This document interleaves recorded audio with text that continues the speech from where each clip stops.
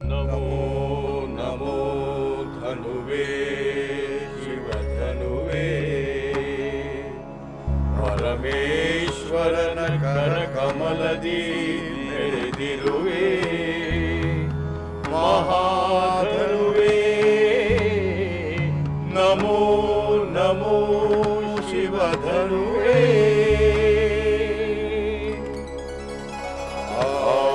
ದಕ್ಷಿಣ ದುರ್ಮದವನು ಹಿಂದೆಸೆಯಲು ಪ್ರಳಯಾಗ್ನಿಯ ಶರಬಿಟ್ಟ ಹರನು ಶರಬಿಡಲು ನಿನ್ನನೇ ಬಳಸಿದರು ನಮೋ ನಮೋ ಶಿವಧನುವೇ ಅನುಗಾರವು रे नमो नमो शिवधनुवे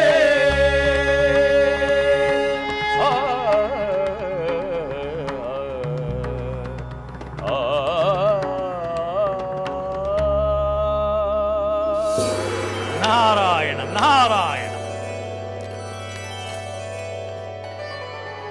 ಪರಮೇಶ್ವರನ ವರಪ್ರಸಾದ ಶಿವಧನಸ್ಸಿಗೆ ಜನಕನ ವಂಶದಿಂದ ಪೂಜೆ ಸಾಂಗವಾಗಿ ನಡೆಯುತ್ತಿದೆ. ಶಿವಧನುವೇ ನಮೋ ನಮಃ ನಮೋ ನಮಃ. ದೇವರ್ಷಿಗಳಾದ ನಾರದರಿಗೆ ಸ್ವಾಗತ ಸುಸ್ವಾಗತ.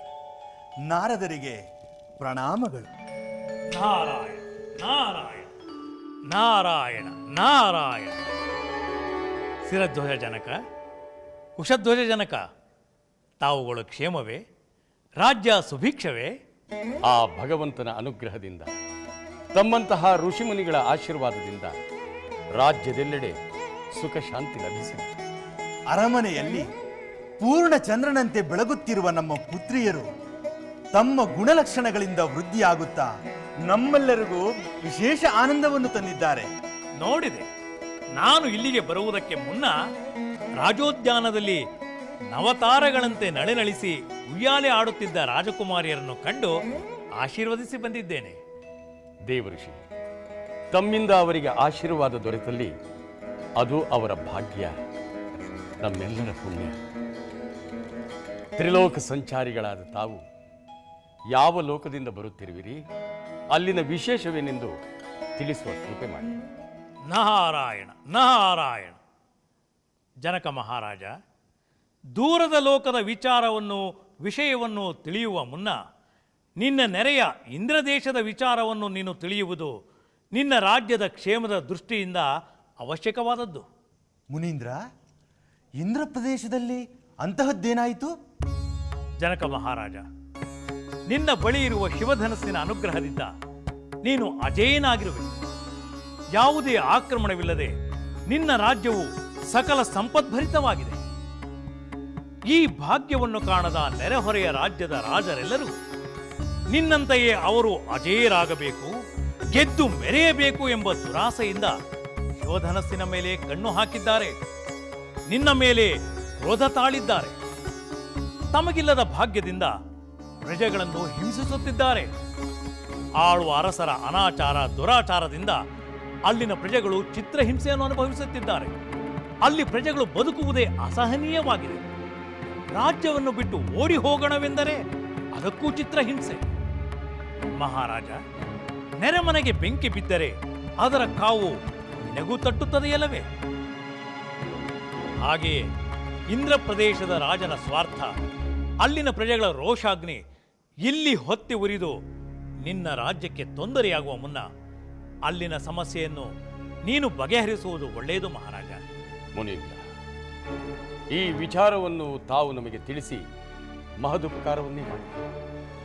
ಈ ಕೂಡಲೇ ನನ್ನ ತಮ್ಮನಾದ ಕುಶಧ್ವಜನನ್ನು ಆ ಇಂದ್ರ ಪ್ರದೇಶಕ್ಕೆ ಕಳುಹಿಸಿ ಅಲ್ಲಿನ ರಾಜರುಗಳಿಗೆ ಮುಂದೆಂದೂ ಪ್ರಜೆಗಳಿಗೆ ಹಿಂಸೆ ಕೊಡಬಾರದು ಎಂಬ ಎಚ್ಚರಿಕೆಯನ್ನು ಕೊಡುತ್ತೆ. ಆಯಿತು, ಆ ದೇಶದ ಪ್ರಜೆಗಳ ಕ್ಷೇಮ ನಿನ್ನಿಂದ ಆಗಲಿ. ನಾನಿನ್ನು ಬರುತ್ತೇನೆ. ನಾರಾಯಣ ನಾರಾಯಣ ನಾರಾಯಣ ನಾರಾಯಣ.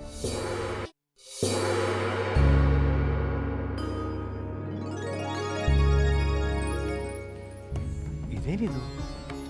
ಸೀತಾ ಮತ್ತು ಅವಳ ಸಹೋದರಿಯರು ಸಂತೋಷವಾಗಿ ಆಟವಾಡುತ್ತಿದ್ದಾರಲ್ಲ, ಇವರಲ್ಲಿ ಜಗಳವಾಗಲಿ ಎಂದು ನಾನು ಕೊಟ್ಟ ಉಡುಗೊರೆಯನ್ನು ಇವರು ಧರಿಸಲಿಲ್ಲವೇ? ನಿರ್ಲಕ್ಷಿಸಿದರೆ ವಿಚಾರಿಸುತ್ತೇನೆ. ನಾರಾಯಣ ನಾರಾಯಣ.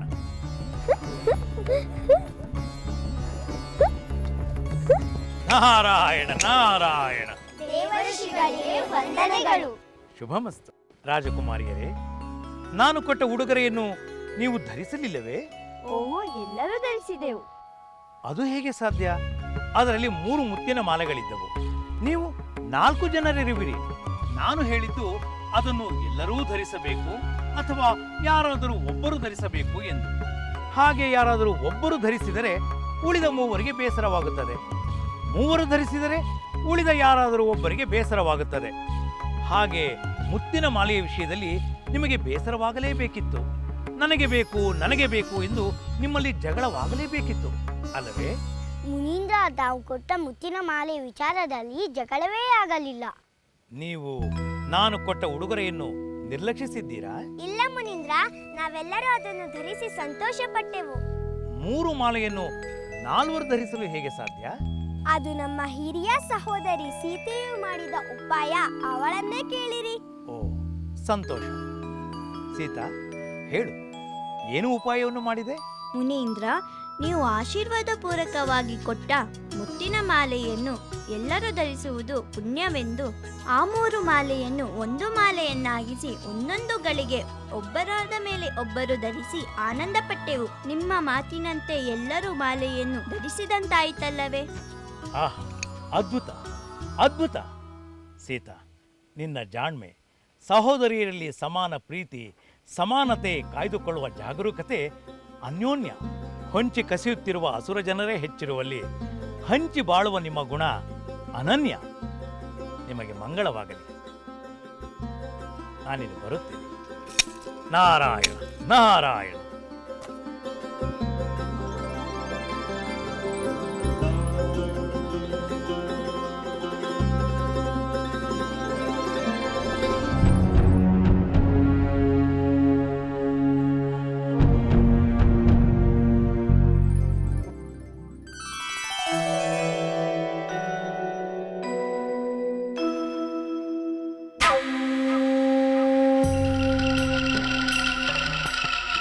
ಮಹಾರಾಣಿ,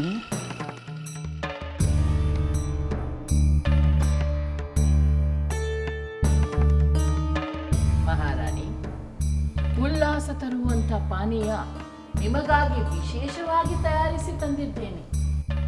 ಈ ಪಾನೀಯದ ರುಚಿಯಾಗಲಿ ರಹಸ್ಯವಾಗಲಿ ನಿಮ್ಮ ಅಕ್ಕಂದರಿಬ್ಬರಿಗೂ ಸಿಗಲು ಸಾಧ್ಯವಿಲ್ಲ. ಈ ನಿಮ್ಮ ಸೌಂದರ್ಯ, ಈ ಕಾಂತಿ, ಈ ಯೌವನ ಅವರಿಬ್ಬರೂ ಪಡೆಯಲು ಸಾಧ್ಯವಿಲ್ಲ. ಮಹಾರಾಜರನ್ನು ನೀವು ಆಕರ್ಷಿಸಿದಂತೆ ಅವರಿಗೆ ಆಕರ್ಷಿಸಲು ಸಾಧ್ಯವಿಲ್ಲ. ಮಂಥರೆ, ಮಹಾರಾಜರನ್ನು ಹೊಸದಾಗಿ ಆಕರ್ಷಿಸುವ ಅಗತ್ಯವಿಲ್ಲ. ಭರತನಂತಹ ಒಳ್ಳೆಯ ಮಗನನ್ನು ಹೆತ್ತುಕೊಟ್ಟಿದ್ದು ಆಯಿತು. ಅವರು ನನ್ನ ಮೇಲೆ, ನನ್ನ ಮಗ ಭರತನ ಮೇಲೆ ಉತ್ತಮ ಪ್ರೀತಿಯನ್ನು ತೋರಿದ್ದಾರೆ. ಸಕಲ ಭೋಗಭಾಗ್ಯಗಳು ಅವರಿಂದ ಲಭ್ಯವಾಗಿರುವುದರಿಂದ ಯಕಶ್ಚಿತ್ ಇಂತಹ ಪಾನೀಯಗಳು, ಅಲಂಕಾರದಿಂದ ಅವರನ್ನು ಆಕರ್ಷಿಸಬೇಕಾಗಿಲ್ಲ. ನಿಜ ಮಹಾರಾಣಿ, ನೀವು ಹೇಳುವುದು ನಿಜ. ಇನ್ನು ನಿಮಗೆ ಸಂತೋಷ ಕೊಡುವುದು ಇಲ್ಲಿಯವರೆಗಿನ ನಿಮ್ಮ ಭೋಗ ಭಾಗ್ಯಕ್ಕಿಂತ ನಿಮ್ಮ ಮಗ ಭರತನ ಉನ್ನತಿ, ಅವನು ಪಡೆಯುವ ಕೀರ್ತಿ, ಅವನ ಭವ್ಯವಾದ ಭವಿಷ್ಯ, ಇವೆಲ್ಲವೂ ಮುಖ್ಯವಲ್ಲವೇ? ಯಾವ ತಾಯಿಗೆ ತಾನೇ ತನ್ನ ಮಗ ಹೆಚ್ಚು ಕೀರ್ತಿವಂತನಾದರೆ ಆನಂದವಾಗುವುದಿಲ್ಲ ಹೇಳು? ಹೌದು ಮಹಾರಾಣಿ, ನೀವು ಆನಂದ ಪಡಬೇಕು. ಆ ಕೌಸಲ್ಯ ಆನಂದ ಪಟ್ಟರೆ ಸಾಲದು, ಈ ವಿಚಾರದಲ್ಲಿ ನೀವು ಆನಂದ ಪಡಬೇಕು. ಕೌಸಲ್ಯ ಆನಂದಪಟ್ಟು ನಾನು ಆನಂದ ಪಡದೇ ಇರುವಂತಹ ವಿಚಾರ ಯಾವುದು ಮಂಥರೆ? ಶಬ್ದವೇದಿಯ ವಿದ್ಯೆ. ರಾಮಚಂದ್ರ ಶಬ್ದವೇದಿಯ ವಿದ್ಯೆಯನ್ನು ಪ್ರದರ್ಶಿಸಿ ಅದರ ಬಗ್ಗೆ ಅರಮನೆಯ ತುಂಬ ರಾಮನ ಬಗ್ಗೆ ಪ್ರಶಂಸೆಯೋ ಪ್ರಶಂಸೆ. ಕೌಸಲ್ಯ ಮುಖದಲ್ಲಿ ಆನಂದವೋ ಆನಂದ. ಅಂತಹ ಆನಂದ ಪ್ರಶಂಸೆ ನೀವು ಕೇಳಬೇಕು. ಓಹೋ, ಅದಕ್ಕೇನಂತೆ? ನಾನು ಹೇಳಿದ್ದನ್ನು ನನ್ನ ಮಗ ಖಂಡಿತ ಪಾಲಿಸುತ್ತಾನೆ. ಸಖಿ, ನನ್ನ ಮಗ ಭರತನನ್ನು ಕರೆದು. ಸರಿ ಆಗಲಿ ಮಹಾರಾಣಿ.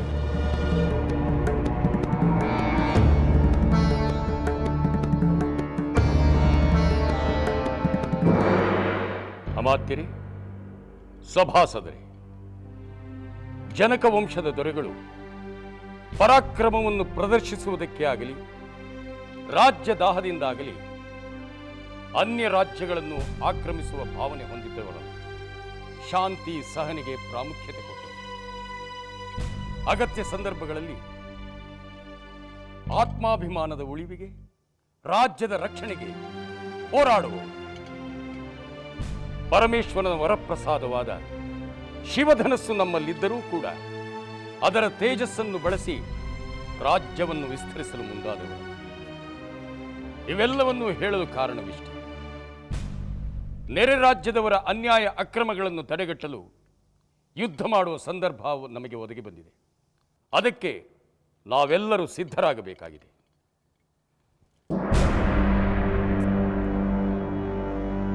ಮಹಾರಾಜರಿಗೆ ಪ್ರಣಾಮಗಳು.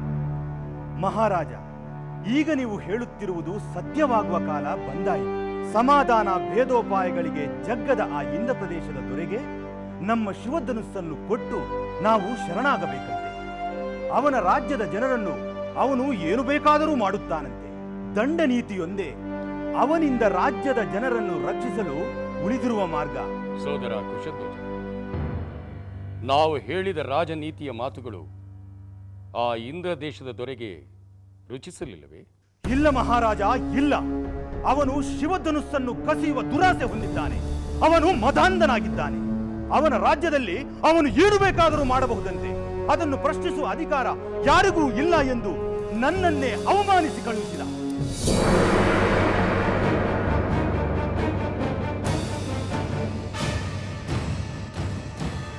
ಅರಸನಾದ ಮಾತ್ರಕ್ಕೆ ಭಕ್ತಿಯಿಂದ ನಾವು ಪಡೆದ ವಸ್ತುವನ್ನು ಶಕ್ತಿಯಿಂದ ಪಡೆಯುವ ಆಸೆ ಹೊಂದಿರುವ ಅವನಿಗೆ ತಕ್ಕ ಪಾಠ ಕಲಿಸಲೇಬೇಕು. ಅನ್ಯಾಯದಿಂದ ಅಮಾಯಕರ ಮಾರಣ ಹೋಮವಾಗುವುದನ್ನು ತಡೆಗಟ್ಟಬೇಕು. ಅದು ಪ್ರತಿಯೊಬ್ಬರ ಕರ್ತವ್ಯ. ಅದೇ ನಮ್ಮ ಧರ್ಮ. ಶಾಂತಿ ಸ್ಥಾಪನೆಗಾಗಿ ಯುದ್ಧ ಪ್ರಾರಂಭವಾಗಲಿ, ರಣಕಹಳೆ ಮೊಳಗಲಿ. ಮಂಥರೆ, ಆ ಕೌಸಲ್ಯ ಅಂತಃಪುರದಲ್ಲಿ ರಾಮನ ಬಗ್ಗೆ ಏನೆಲ್ಲ ಪ್ರಶಂಸೆ ಮಾಡುತ್ತಿದ್ದಾರೆ?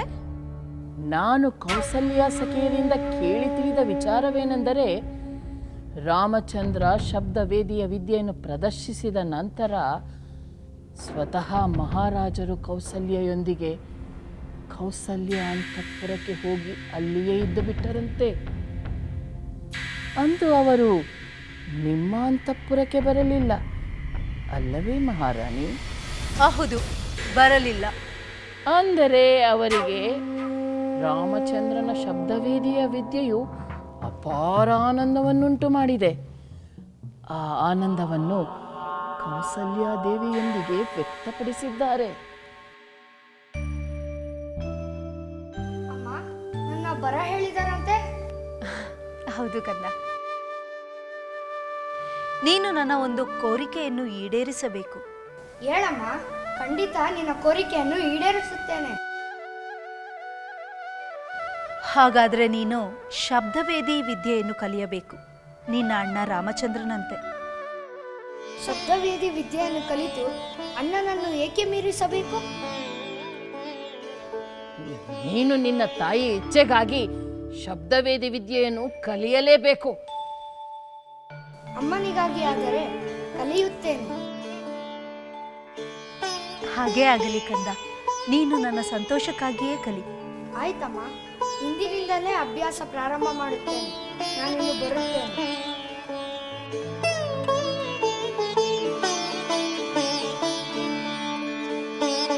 ನೋಡಿದೆಯಾ ಮಂತ್ರೆ, ತನ್ನ ಅಣ್ಣನಿಗಿಂತ ಹೆಚ್ಚು ಕೀರ್ತಿ ನನಗೆ ಬೇಡ ಎನ್ನುತ್ತಾನೆ. ನನ್ನ ಮಗ ಭರತನಿಗೆ ಇಂಥ ಚಿಕ್ಕ ವಯಸ್ಸಿನಲ್ಲಿ ಅದೆಂತಹ ದೊಡ್ಡ ಗುಣ! ಈ ದೊಡ್ಡ ಗುಣ ಭರತನ ಭವಿಷ್ಯವನ್ನು ಮಂಕಾಗಿಸಬಾರದಲ್ಲವೇ ಮಹಾರಾಣಿ?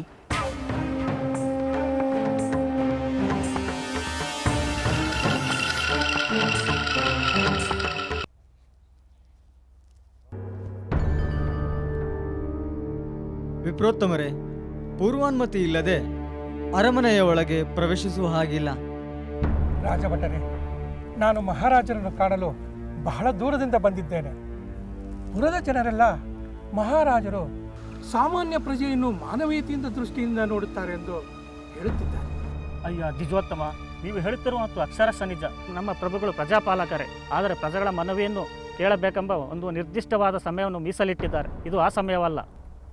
ನನಗೆ ಆ ಸಮಯ ಈ ಸಮಯ ಎಂಬುದು ಗೊತ್ತಿಲ್ಲ. ನನ್ನ ಮಗಳ ಮದುವೆ ನಿಶ್ಚಯವಾಗಿದೆ. ಮಹಾರಾಜರನ್ನು ನಾನು ಸಹಾಯ ಬಿಡಲು ಬಂದಿದ್ದೇನೆ. ನಾನು ಮತ್ತೊಮ್ಮೆ ಬರಲು ಆಗುವುದಿಲ್ಲ. ದಯಮಾಡಿ ಮಹಾರಾಜರನ್ನು ಕಾಣಲು ಒಮ್ಮೆ ಅವಕಾಶ ಮಾಡಿಕೊಡಿ.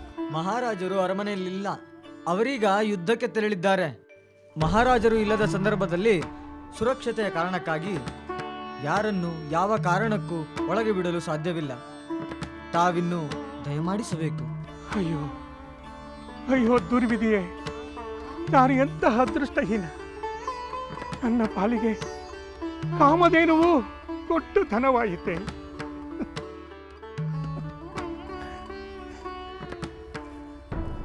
ದ್ವಿಜೋತ್ತಮರೇ, ದಯಮಾಡಿ ನಿಲ್ಲಿ.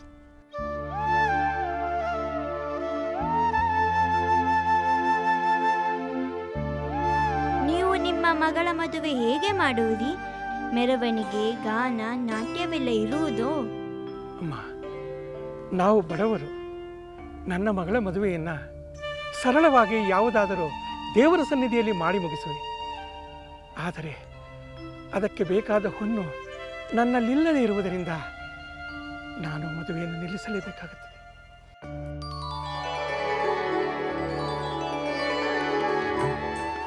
ಪೂಜ್ಯರೇ, ನಿಮ್ಮ ಮಗಳ ಮದುವೆ ನಿಲ್ಲಬಾರದು. ನನ್ನಲ್ಲಿರುವ ಈ ಒಡವೆಗಳು ಉಪಯೋಗಕ್ಕೆ ಬರಬಹುದು. ದಯಮಾಡಿ ಸ್ವೀಕರಿಸಿ.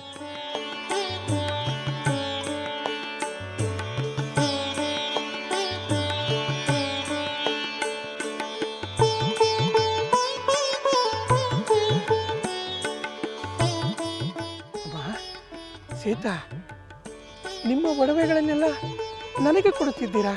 ಹೌದು, ನನ್ನ ಬಳಿ ಬೇರೆ ಒಡವೆಗಳಿವೆ.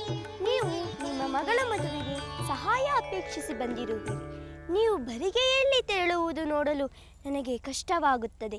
ದಯಮಾಡಿ ಒಡವೆಗಳನ್ನು ಸ್ವೀಕರಿಸಿ. ಆಗಲಿ ತಾಯಿ. ರಾಜಕುಮಾರಿ ಸೀತಾ, ನನ್ನ ಕಷ್ಟಕ್ಕೆ ಒಡವೆಗಳನ್ನು ನೀಡಿದ ನಿನಗೆ ಮುಂದೆಂದೂ ಕಷ್ಟಗಳು ಬಾರದಿರಲಿ. ಮುಂದೆಂದೂ ನಿನಗೆ ಕಷ್ಟಗಳು ಬಾರದಿರಲಿ ತಾಯಿ.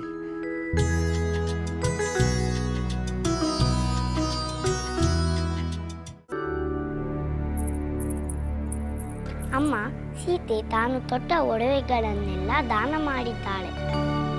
ಯಾರೋ ಸಹಾಯ ಕೇಳಿ ಬಂದಿದ್ದಾರಂತೆ.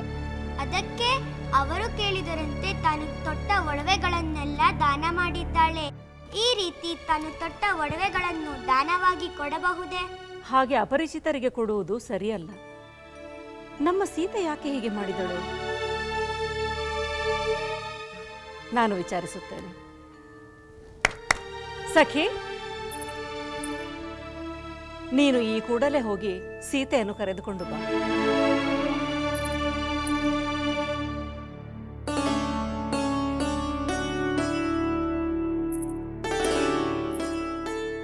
ಅಮ್ಮ, ನೀವು ನನ್ನೊಡನೆ ಮಾತನಾಡಬೇಕೆಂದು ಹೇಳಿದ್ದೀರಂತೆ? ಹೌದು ಸೀತೆ, ನೀನು ನಿನ್ನ ಒಡವೆಗಳನ್ನು ಯಾರಿಗೋ ದಾನ ಮಾಡಿದೆ ಅಂತೆ. ಮನೆಯಲ್ಲಿ ಹಿರಿಯರನ್ನು ಕೇಳದೆ ಹೀಗೆ ಮಾಡಿದ್ದು ಸರಿಯೇ? ಇಂದು ಅರಮನೆಯಲ್ಲಿ ಪೂಜಾ ಕಾರ್ಯದ ಮಂಗಳ ದಿನ. ಒಡವೆಗಳು ಮಂಗಳ ಸೂಚಕವಾದದ್ದು. ಅವನ್ನು ಈ ದಿನ ಕಳುಹಿಸಿಕೊಡುವುದು ಸರಿಯೇ?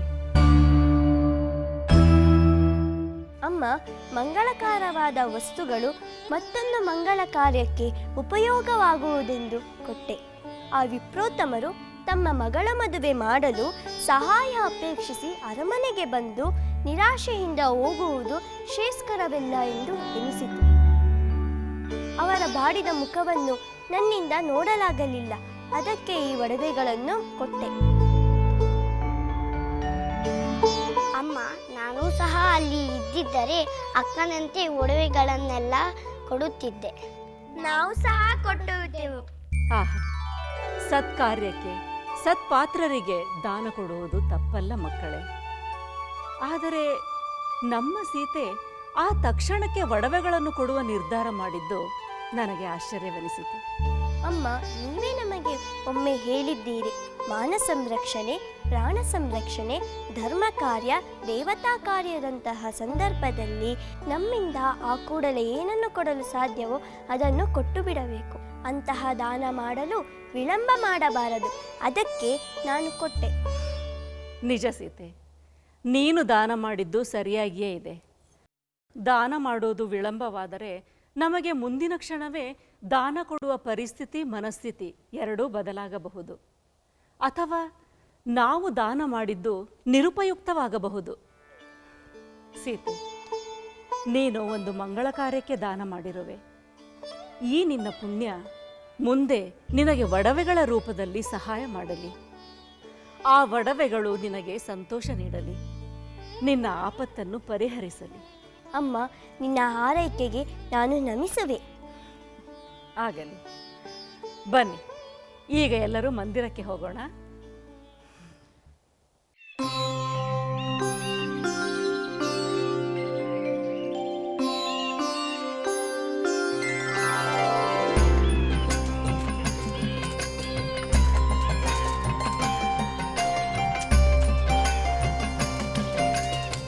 ಕಲ್ಲು ಎಸೆದು ಕೈ ನೋವುತ್ತಿದೆ. ಮರದಿಂದ ಒಂದು ಹಣ್ಣು ಬೀಳಲಿಲ್ಲ. ಹಣ್ಣುಗಳು ತುಂಬಾ ಮೇಲಿದೆ, ಕಿತ್ತಲು ಕೂಡ ಸಾಧ್ಯವಿಲ್ಲ. ಇನ್ನು ಈ ಹಣ್ಣುಗಳ ಆಸೆ ಬಿಟ್ಟು ಗೋವುಗಳೊಂದಿಗೆ ಮನೆಗೆ ತೆರಳೋಣ.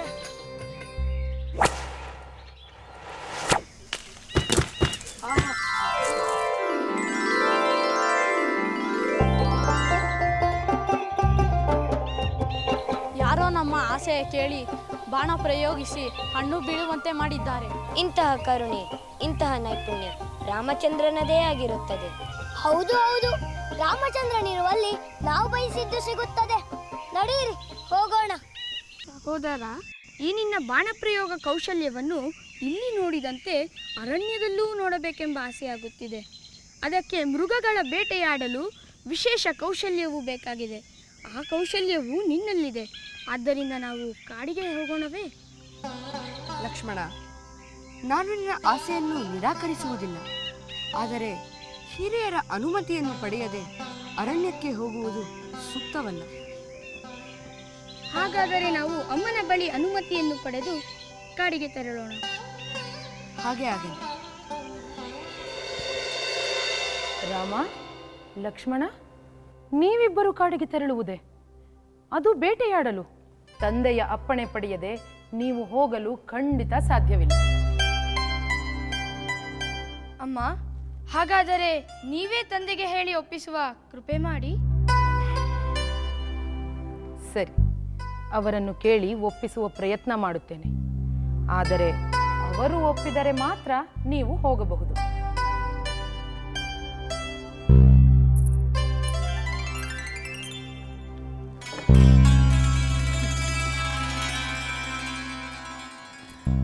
ಪ್ರಭು, ನೀವಿಂದು ಸೋಲುತ್ತೀರಾ?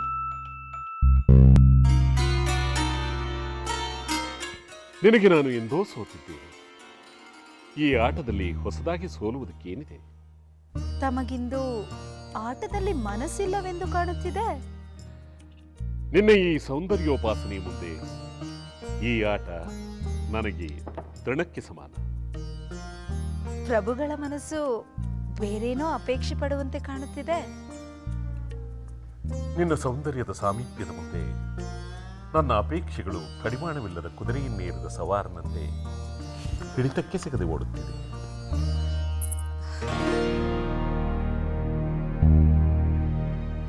ಕ್ಷಮಿಸಿ ಮಹಾಪ್ರಭು. ಕೌಸಲ್ಯ,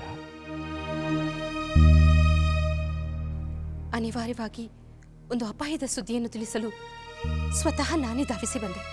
ಒಳಗೆ ಬಾ. ನಾನು ಕೈಕೇಯಿ ಪಗಡೆಯಾಟವಾಡುತ್ತಿದ್ದೇನೆ. ಮನ್ನಿಸು ಸೋದರಿ, ನಿನ್ನ ಏಕಾಂತವನ್ನು ಭಂಗ ಮಾಡಿದ್ದಕ್ಕಾಗಿ ಕ್ಷಮಿಸು. ನಾವೀಗ ಪ್ರಭುಗಳನ್ನು ಉಳಿಸಿಕೊಳ್ಳಬೇಕಾಗಿದೆ. ಅಂತಹ ಅಪಾಯವೇನೊದಗಿದೆ? ಜಮದಗ್ನಿ ರೇಣುಕನ ಪುತ್ರ, ಕ್ಷತ್ರಿಯ ಕುಲ ಸಂಹಾರಕ ಪರಶುರಾಮ ಅಯೋಧ್ಯೆಯತ್ತ ಧಾವಿಸಿ ಬರುತ್ತಿದ್ದಾನೆಂದು ಸುದ್ದಿ ಬಂದಿತು. ಅದಕ್ಕೆ ನಾನಿಲ್ಲಿಗೆ ಬಂದೆ. ಸಹೋದರಿ, ಆ ಪರಶುರಾಮ ಅದೆಷ್ಟೋ ಬಾರಿ ಬಂದಿದ್ದಾರೆ, ಹೋಗಿದ್ದಾರೆ.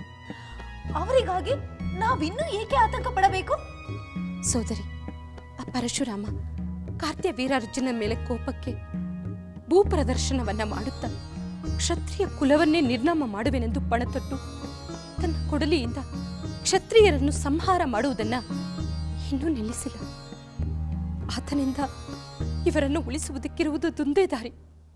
ಒಂದೇ ದಾರಿ ಎಂದು ಮತ್ತೆ ಮತ್ತೆ ಆ ಬೇಡದ ಮದುವೆಗಳನ್ನು ಮಾಡಿಕೊಳ್ಳಬೇಕೆ? ಪ್ರಭು, ನೀವು ನನ್ನನ್ನು ಮದುವೆಯಾದ ನಂತರ ಬೇರೆ ಹೆಣ್ಣನ್ನು ಮದುವೆಯಾಗುವುದಿಲ್ಲವೆಂದುಕೊಂಡಿದ್ದು ಈಗ ಸುಳ್ಳಾಗುತ್ತಿದೆ.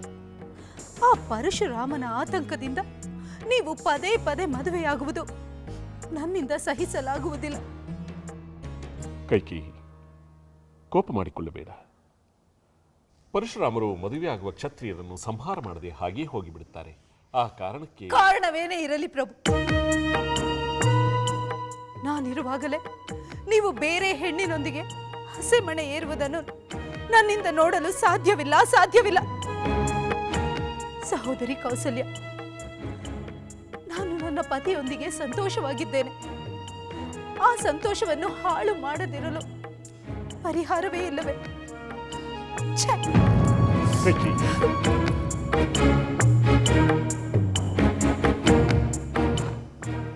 ಕೌಸಲ್ಯ, ಕೈಕೇಯಿ ಹೇಳಿದ ಹಾಗೆ ಬೇರೆ ಯೋಚನೆ ಮಾಡುವುದು ಸಾಧ್ಯವಿಲ್ಲವೇ? ದಯವಿಟ್ಟು ಅರ್ಥ ಮಾಡಿಕೊಳ್ಳಿ. ಯಾವುದನ್ನು ಯೋಚಿಸುವುದಕ್ಕೆ ಈಗ ಸಮಯವಿಲ್ಲ.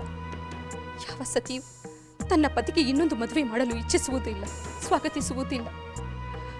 ಕೈಕೇಯಿ ಬೇಸರಕ್ಕಿಂತ ನೀವು ಸುರಕ್ಷಿತವಾಗಿರುವುದೇ ಮುಖ್ಯ. ದಯವಿಟ್ಟು ಅಲಂಕರಿಸಿಕೊಂಡು ಕಲ್ಯಾಣ ಮಂಟಪಕ್ಕೆ ನಡೆಯಿರಿ. ನೀವು ಮದುವೆ ಆಗುತ್ತಿದ್ದೀರೆಂದು ತಿಳಿದು ಆ ಪರಶುರಾಮ ಹಿಂದಿರುಗುತ್ತಾನೆ. ಹಾಗೆ ಆಗಲಿ. ನಾವು ಬದುಕುಳಿದರೆ ಕೈಕೇಯಿಯನ್ನು ಸಮಾಧಾನಪಡಿಸಬಹುದು. ಆಯ್ತು ಸ್ವಾಮಿ.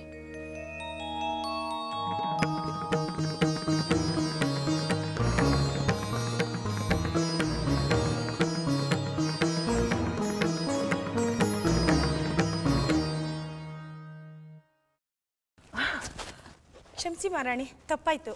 ಇಷ್ಟು ಅವಸರದಿಂದ ಏಕೆ ಓಡಿ ಬಂದೆ? ಮಹಾರಾಣಿ, ತುರ್ತಾಗಿ ಮಹಾರಾಜರ ಮದುವೆಗೆ ವ್ಯವಸ್ಥೆ ಮಾಡಬೇಕೆಂದು ಪ್ರಭುವಿನ ಆಜ್ಞೆ ಆಗಿದೆ, ಅದಕ್ಕೆ ಓಡಿ ಬಂದೆ. ಪರಶುರಾಮರ ಆಗಮನದ ಸುದ್ದಿ ಬಂದಿಲ್ಲ ತಾನೆ? ಹೌದು ಮಹಾರಾಣಿ, ನಾನಿನ್ನು ಬರ್ತೀನಿ.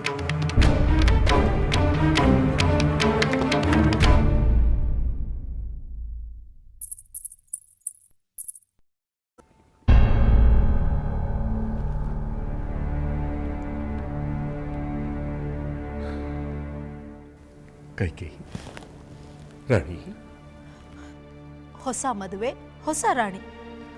ಇಷ್ಟಾದ ಮೇಲೂ ಪ್ರಭುಗಳು ಈ ಹಳೆಯ ರಾಣಿಯ ಬಳಿ ಬರುವ ಅಗತ್ಯವೇನಿದೆಯೋ?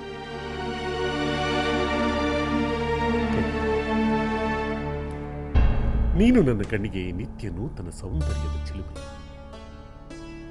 ನಿನ್ನ ಈ ಸೌಂದರ್ಯಕ್ಕೆ ಸರಿಸಾಟಿ ಯಾರೂ ಇಲ್ಲ. ಪಟ್ಟದ ರಾಣಿಯಾಗುವುದೇ ಬೇರೆ, ಇಷ್ಟದ ರಾಣಿಯಾಗುವುದೇ ಬೇರೆ, ರಾಜತಂತ್ರಕ್ಕೆ ಮದುವೆಯಾಗುವುದೇ ಬೇರೆ. ರಾಜನಾದವನಿಗೆ ಅನೇಕ ಕಾರಣಗಳಿಗೆ ಮದುವೆಯಾಗಬೇಕಾಗುತ್ತದೆ. ಆದರೆ ತನ್ನ ಪ್ರೇಮವನ್ನು ಎಂದೂ ಯಾಚಿಸುವುದಿಲ್ಲ. ದೇವಿ, ನಾನು ನಿನ್ನಲ್ಲಿ ನನ್ನ ಪ್ರೇಮವನ್ನು ಯಾಚಿಸುತ್ತಿದ್ದೇನೆ. ನಾನು ನಿನ್ನಲ್ಲಿ ನನ್ನ ಪ್ರೇಮವನ್ನು ಬೇಡಿದ್ದೆ, ಮತ್ತಾರಲ್ಲೂ ಬೇಡುವುದಿಲ್ಲ. ನಿಮ್ಮ ಬೇಡಿಕೆಗಳನ್ನು ಈಡೇರಿಸುವ ಮನಸ್ಸು ನನ್ನಲ್ಲಿಲ್ಲ. ನಿಮ್ಮ ಮದುವೆ ನನ್ನ ಮನಸ್ಸಿಗೆ ಬೇಸರ ತಂದಿದೆ. ಇದಕ್ಕೆ ಕೊನೆಯೇ ಇಲ್ಲವೇ ಪ್ರಭು? ಇದೇ ದೇವಿ, ಪರಶುರಾಮರ ಪ್ರತಿಜ್ಞೆ ಮುಗಿಯುವವರೆಗೆ ಈ ಬಲವಂತದ ಮದುವೆಯನ್ನು ನಾವು ಸಹಿಸಲೇಬೇಕು. ಏಕೆಂದರೆ ಕಾರ್ತ್ಯ ವೀರಾರ್ಜುನನೇ ಅವರಿಂದ ಹತನಾದ ಮೇಲೆ ಅವರೊಡನೆ ಹೋರಾಡಿ ಗೆಲ್ಲುವುದು ಅಸಂಭವ. ಈ ಯುದ್ಧವನ್ನು ನಿಲ್ಲಿಸಬೇಕಾದರೆ ಇರುವುದೊಂದೇ ದಾರಿ, ಮದುವೆ. ಈ ಮದುವೆ ಅಪಾಯದಲ್ಲಿ ಉಪಾಯವಿದ್ದಂತೆ. ಆದರೂ ಅಣುಮಾತ್ರವೂ ನಿನ್ನಲ್ಲಿಟ್ಟಿರುವ ನನ್ನ ಪ್ರೇಮ ಕಡಿಮೆಯಾಗುವುದಿಲ್ಲ. ಅರಮನೆಯಲ್ಲಿರುವ ನನ್ನ ಸತಿಯರೆಲ್ಲರ ಸೌಂದರ್ಯವನ್ನು ತಕ್ಕಡಿಯ ಒಂದು ಭಾಗದಲ್ಲಿಟ್ಟು ನಿನ್ನ ಈ ಸೌಂದರ್ಯವನ್ನು ಮತ್ತೊಂದು ಭಾಗದಲ್ಲಿಟ್ಟರೆ ನಿನ್ನ ಸೌಂದರ್ಯವೇ ಹೆಚ್ಚಾಗುವುದು. ನಿನ್ನಂತೆ ನನ್ನಲ್ಲಿ ವಿರಹದ ಕಿಚ್ಚನ್ನು ಹಚ್ಚುವವರು ಯಾರೂ ಇಲ್ಲ. ನಿನ್ನಂತೆ ನನ್ನನ್ನು ಪ್ರೇಮದಿಂದ ಸಂತೋಷಪಡಿಸುವವರೂ ಯಾರೂ ಇಲ್ಲ. ರಾಣಿ, ನನ್ನಲ್ಲಿ ಪ್ರೇಮವನ್ನು ತೋರು.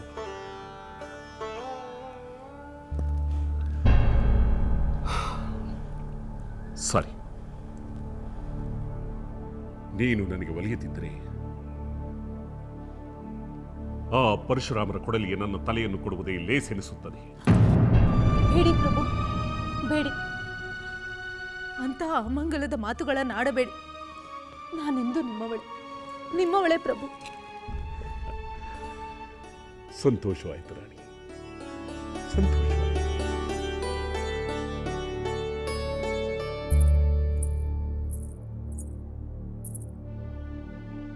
ಅಮ್ಮ, ತಂದೆಯವರು ನಮ್ಮ ಭೇಟಿಯ ವಿಷಯದಲ್ಲಿ ಒಪ್ಪಿಗೆಯನ್ನಿತ್ತರೆ? ಇಲ್ಲ ಮಕ್ಕಳೇ, ಅವರಿಗೆ ನಾನು ನಿಮ್ಮ ಬೇಟೆಯ ವಿಷಯವನ್ನೇ ತಿಳಿಸಲಾಗಲಿಲ್ಲ ಮಗು.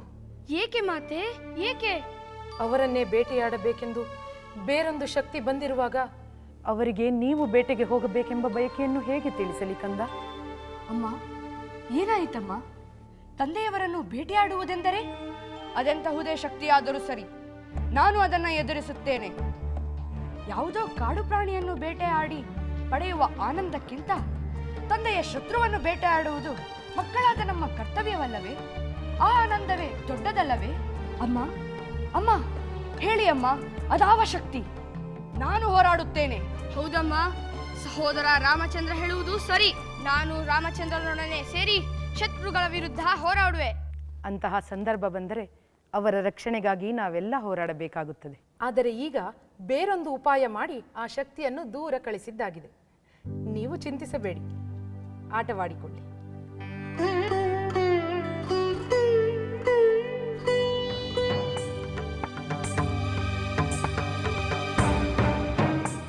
ಈ ರಾಮ ಮಾತನಾಡುವುದನ್ನು ಕೇಳಿದರೆ ಆ ಶಕ್ತಿ ಮುಂದೆ ಮತ್ತೆ ಎದುರಾದರೆ?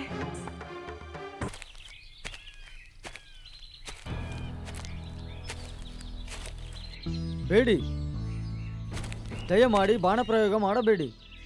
ಏಕೆ ಏಕೆ ಬಾಣ ಪ್ರಯೋಗ ಮಾಡಬಾರದು? ಇದು ಆಶ್ರಮ ಪ್ರದೇಶ, ಶಾಂತ ಪ್ರಶಾಂತ ವಾತಾವರಣ ಇರುವ ಇಲ್ಲಿ ಬೇಟೆಯಾಡಿ ಪ್ರಾಣಿ ಹಿಂಸೆ ಮಾಡುವುದು ನಮ್ಮ ಗುರುಗಳು ಒಪ್ಪುವುದಿಲ್ಲ. ಗುರುಗಳು? ಯಾರು ನಿಮ್ಮ ಗುರುಗಳು? ನಮ್ಮ ಗುರುಗಳು ವಾಲ್ಮೀಕಿ ಮಹರ್ಷಿಗಳು. ವಾಲ್ಮೀಕಿ ಮಹರ್ಷಿ? ಪ್ರೌದ್ಯಮಾನೆ ಜಗನ್ನಾಥಂ ಸರ್ವಲೋಕ ನಮಸ್ತುತಂ ಕೌಸಲ್ಯ ಜನದ್ರಾಮಂ ಸರ್ವಲಕ್ಷಣ ನಮಸ್ತುತಂ ವಿಷ್ಣೋರರ್ಧರಂ ಮಹಾಭಾಗಂ ಪುತ್ರ ಮೈಕ್ಷಾಕುವರ್ತನಂ ರಾಮ, ಶ್ರೀರಾಮ.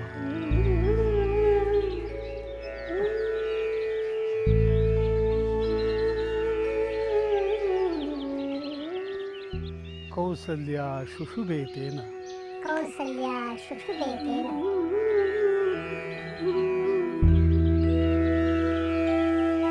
ಪುತ್ರೇಣಾಮಿತ ತೇಜಸ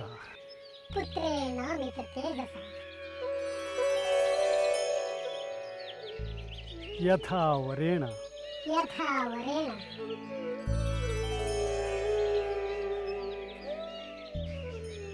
ದೇವನಾಮದಿತಿರ್ವಜ ಪಾಣಿನ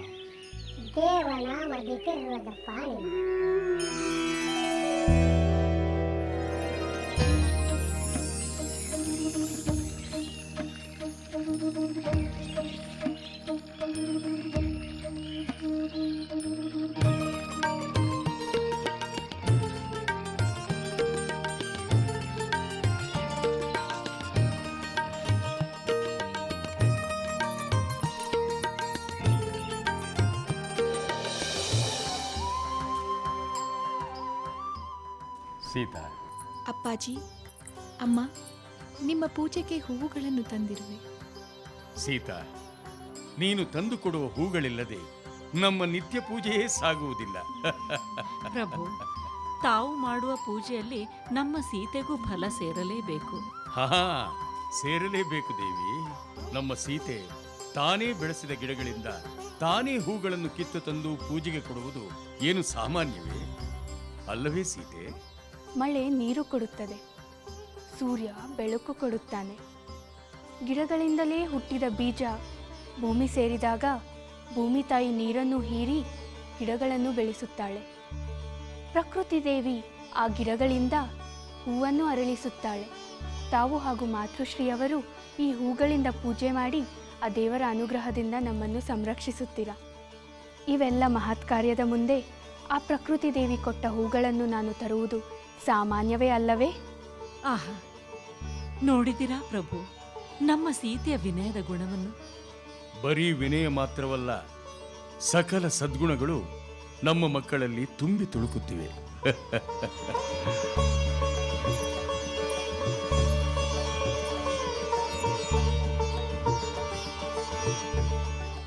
ಶಿವಧನಸ್ಸಿಗೆ ಹೂಗಳನ್ನು ಸಮರ್ಪಿಸಿ ಬರೋಣ, ಬನ್ನಿ.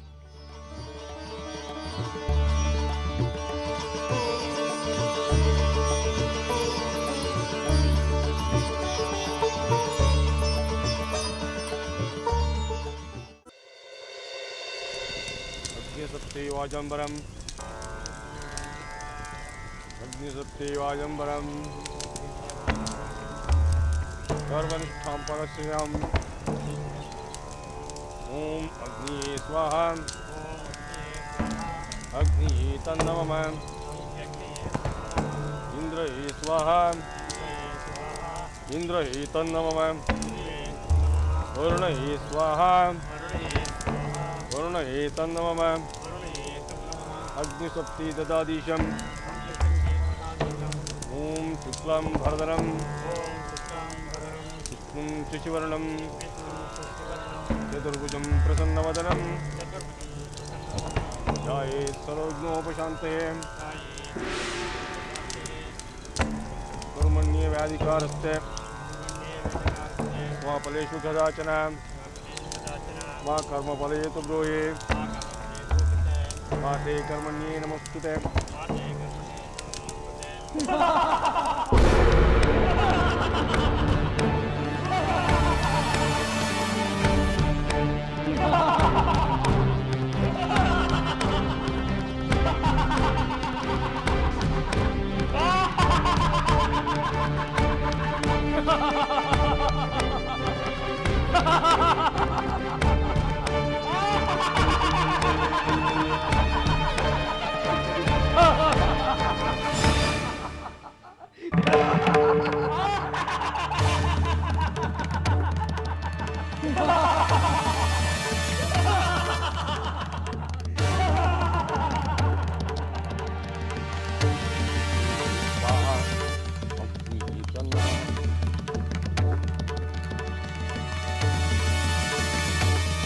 ಮಂಗಳಂ ಪ್ರಣಮಾಮ್ಯಹಂ.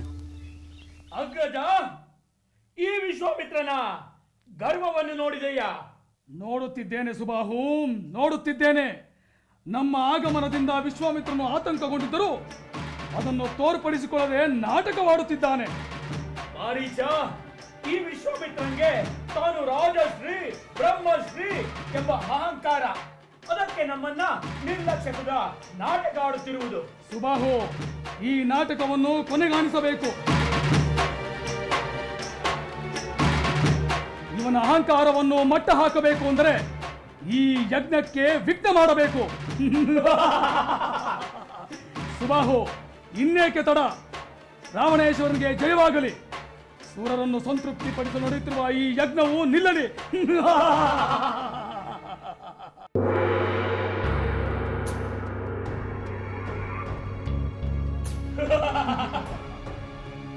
ಇಂದ್ರ ಸ್ವಾಹ ಇಂದ್ರ ತನ್ನಮಮ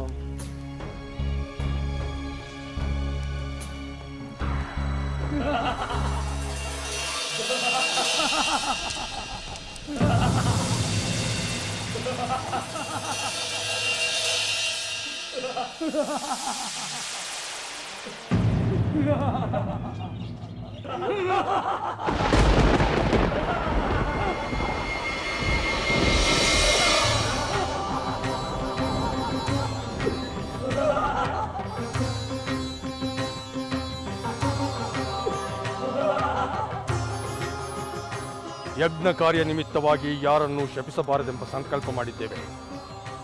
ಈ ನೀಚರ ದಮನಕ್ಕೆ ಯಾರನ್ನು ಕರೆತರಬೇಕು ಅವರನ್ನು ಕರೆತರು. ರಾಜಕುಮಾರಿ, ನೀವು ಹೇಳಿದ ಹಾಗೆ ಗಿಳಿಗಳನ್ನು ಹಿಡಿದು ತಂದಿದ್ದೇವೆ. ಆ ಗಿಳಿಗಳನ್ನು ಇಲ್ಲಿಯೇ ಬಿಟ್ಟು ಅವುಗಳಿಗೆ ರುಚಿಯಾದ ಹಣ್ಣುಗಳನ್ನು ತೆಗೆದುಕೊಂಡು ಬನ್ನಿ. ಆಗಲಿ ರಾಜಕುಮಾರಿ.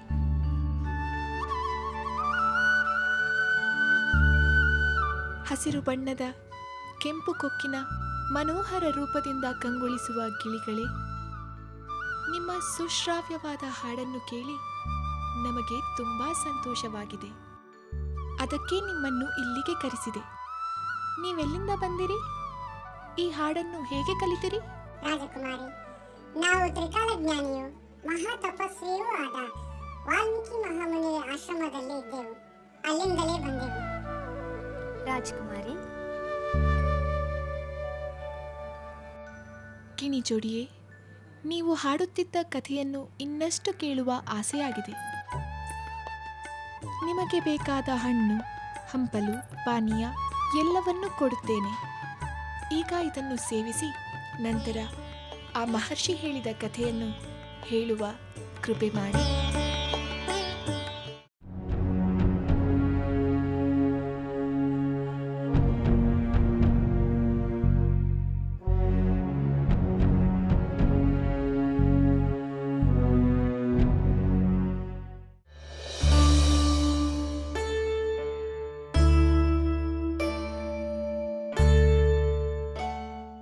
ಮಹಾಮುನಿ ತಪೋವನ ನಮ್ಮ ಕುಲಹಿರಿಯರಾದ ಸತ್ಯ ಹರಿಶ್ಚಂದ್ರ ಮಹಾರಾಜರ ಸತ್ಯವ್ರತ ಪ್ರಕಾಶಪಡಿಸಿದ ಇನಕುಲ ವಂಶವಿದಾತ, ತ್ರಿಶಂಕು ಸ್ವರ್ಗ ನಿರ್ಮಾತ, ರಾಜರ್ಷಿ ಪಟ್ಟದಿ ಮಹರ್ಷಿ ಪಟ್ಟವೇರಿದ ದೇವ ಮುನಿಗಳ ವಂದಿತ ತಮಗೆ ಈ ದಶರಥ ಮಹಾರಾಜನ ಅನಂತ ಪ್ರಣಾಮಗಳು.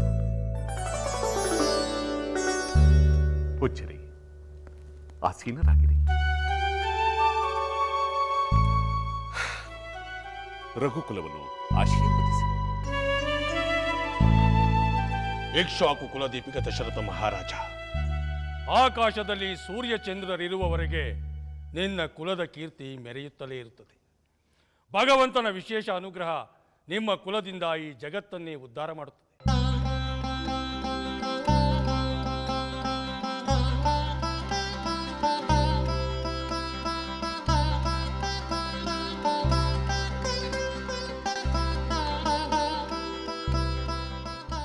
ಮಹಾಭಾಗ್ಯ ಮುನೀಂದ್ರ, ಮಹಾಭಾಗ್ಯ. ತಮ್ಮ ಪಾದಸ್ಪರ್ಶದಿಂದ ಈ ಅಯೋಧ್ಯೆಯೇ ಪುನೀತವಾಯಿತು. ತಮ್ಮ ಸೇವೆಗಾಗಿ ಸಮಸ್ತ ರಾಜಪರಿವಾರವೇ ಸಂತೋಷದಿಂದ ಸಿದ್ಧವಾಗಿದೆ. ತಮ್ಮ ಅಪೇಕ್ಷೆ ಏನೆಂದು ಅಪ್ಪಣೆ ಮಾಡಿದರೆ ನೆರವೇರಿಸಿ ಕೃತಾರ್ಥರಾಗುತ್ತೇವೆ. ಬಹಳ ಸಂತೋಷ ಮಹಾರಾಜ. ಲೋಕ ಕಲ್ಯಾಣಾರ್ಥವಾಗಿ ನಾವು ನಮ್ಮ ಆಶ್ರಮದಲ್ಲಿ ಯಾಗವೊಂದನ್ನು ನಡೆಸಲು ಇಚ್ಛಿಸಿದ್ದೇವೆ. ಯಾಗವು ಸರಾಗವಾಗಿ ನಡೆಯಲು ತಮ್ಮಿಂದ ಸಹಾಯವನ್ನು ಅಪೇಕ್ಷಿಸಿ ನಾವು ಇಲ್ಲಿಗೆ ಆಗಮಿಸಿದ್ದೇವೆ. ಧನ್ಯನಾದಿ ಮಹರ್ಷಿಗಳೇ, ಧನ್ಯನಾದಿ.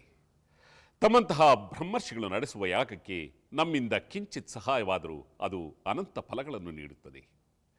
ತಮ್ಮ ಅಪೇಕ್ಷೆಯನ್ನು ಮಹದಾನಂದದಿಂದ ನೆರವೇರಿಸುತ್ತೇನೆಂದು ಸರ್ವರ ಸಮಕ್ಷಮದಲ್ಲಿ ವಚನವನ್ನು ನೀಡುತ್ತಿದ್ದೇನೆ. ಮಹಾರಾಜ, ಈಗ ತಾನೇ ನೀನೇ ಹೇಳಿದ ಹಾಗೆ ಕೊಟ್ಟ ಮಾತಿಗೆ ತಪ್ಪದ ನಿನ್ನ ವಂಶದ ಹಿರಿಯ ಹರಿಶ್ಚಂದ್ರ ಮಹಾರಾಜನಾಳಿದ ರಾಜ್ಯವನ್ನೇ ನೀನು ಆಳುತ್ತಿರುವೆ. ಸರ್ವರ ಸಮಕ್ಷಮದಲ್ಲಿ ವಚನವನ್ನಿತ್ತಿದ್ದೀಯೇ. ವಚನ ಭ್ರಷ್ಟನಾಗಬಾರದು. ಎಂದಿಗೂ ಇಲ್ಲ ಮುನೀಂದ್ರ, ಎಂದಿಗೂ ಇಲ್ಲ. ನಾವು ಕೊಟ್ಟ ಮಾತನ್ನು ಮೀರುವುದಿಲ್ಲ. ಏನು ಕೇಳಿದರೂ ಇಲ್ಲ ಎನ್ನುವ ಮಾತೇ ಇಲ್ಲ. ನೀವು ನಡೆಸುವ ಯಾಗಕ್ಕೆ ಕೇಳಿದ ವಸ್ತುಗಳನ್ನೆಲ್ಲವೂ ನಾವು ಒದಗಿಸುತ್ತೇವೆ. ಸಹಸ್ರಾರು ಗೋವುಗಳನ್ನಾಗಲಿ, ರಾಜಭಂಡಾರದಲ್ಲಿರುವ ಲೆಕ್ಕವಿಲ್ಲದಷ್ಟು ಧನವನ್ನಾಗಲಿ, ದಾನ ಧರ್ಮಾದಿಗಳಿಗೆ ಬೇಕಾಗುವ ಚಿನ್ನ, ಬೆಳ್ಳಿ ಮುಂತಾದ ದ್ರವ್ಯಗಳಾಗಲಿ, ಭೋಜನಾದಿಗಳಿಗೆ ಬೇಕಾಗುವ ಸಹಸ್ರಾರು ಬಂಡಿ ದವಸ ಧಾನ್ಯಗಳಾಗಲಿ, ಯಜ್ಞಯಾಗಾದಿಗಳಿಗೆ ಬೇಕಾಗುವ ತುಪ್ಪ, ಆಜ್ಯ, ದದಿ, ಕ್ಷೀರ ಮುಂತಾದ ಯಜ್ಞ ಪದಾರ್ಥಗಳಾಗಲಿ ಎಷ್ಟು ಬೇಕಾದರೂ ನಾವು ಕೊಡುತ್ತೇವೆ.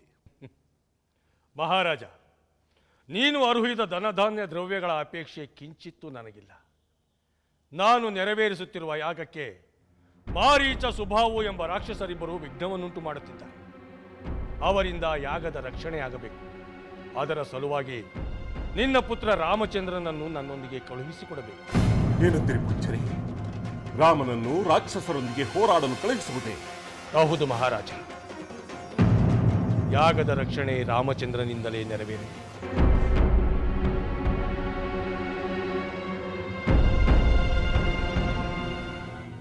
ಇಲ್ಲ ಇಲ್ಲ ಮುನೀಂದ್ರ, ಸಾಧ್ಯವಿಲ್ಲ, ಇದು ಸಾಧ್ಯವಿಲ್ಲ.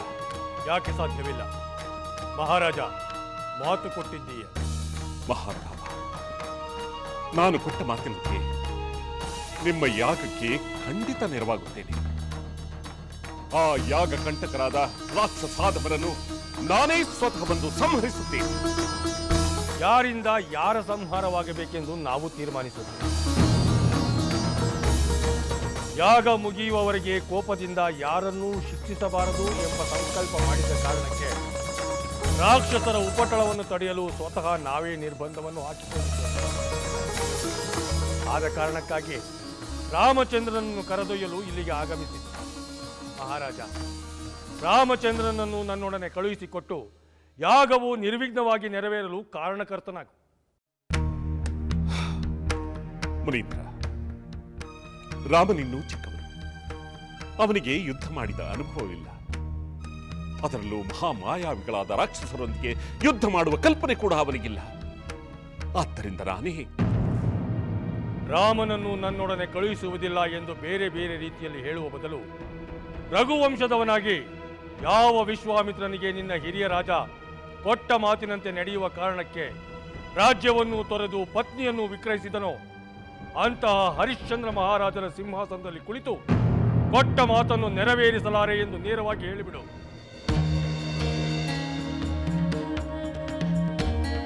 ದಶರಥ, ನಿನಗೆ ಸ್ವಲ್ಪ ಸಮಯಾವಕಾಶವನ್ನು ಕೊಡುತ್ತಿದ್ದೇನೆ. ಅಷ್ಟರಲ್ಲಿ ಒಂದು ತೀರ್ಮಾನಕ್ಕೆ ಬರುವುದು ಒಳ್ಳೆಯದು. ನಾನು ಸರಿಯೂ ನದಿ ದಂಡೆಯಲ್ಲಿ ಅರ್ಘ್ಯವನ್ನು ಬಿಟ್ಟು ಬರುತ್ತೇನೆ. ಮುನೀಂದ್ರ,